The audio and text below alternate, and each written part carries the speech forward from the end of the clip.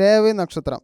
നക്ഷത്രക്കാർ പൊതുവെ നല്ല കൈൻഡ്നെസ് ഉള്ളവരാണ്, നല്ല കെയറിങ് നേച്ചറാണ്, മറ്റുള്ളവരെ സഹായിക്കാൻ നല്ല താല്പര്യം ഉണ്ടാവും, സോഫ്റ്റ് ആർട്ടഡ് പേഴ്സണാലിറ്റിയാണ്, നല്ല ഇൻ്റലിജൻറ്റുമാണ്, അഡാപ്റ്റബിളാണ്, സിറ്റുവേഷൻ അനുസരിച്ച് മാറാൻ കഴിയും, പെട്ടെന്ന് എല്ലാം പഠിച്ചെടുക്കാനും കഴിയും, ക്രിയേറ്റീവ് മൈൻഡ് സെറ്റാണ്, art, media, writing, design, communication മേഖലയിലും നല്ല കഴിവുണ്ടാവും, പോസിറ്റീവ് പേഴ്സണാലിറ്റിയാണ്, നെഗറ്റീവ് സാഹചര്യത്തിലും ഹോപ്പ് കൈവിടാറില്ല, ഫെയ്ത്ത് സ്ട്രോങ് ആണ്, എന്ന് വെച്ചാൽ വിധിയുടെ വിളയാട്ടം നന്നായിട്ട് നിങ്ങൾക്ക് ഉണ്ടാവും, ട്രാവൽ ഫോറിൻ ചാൻസ് എപ്പോഴും കൂടുതലുള്ള ഒരു നക്ഷത്രമാണ്,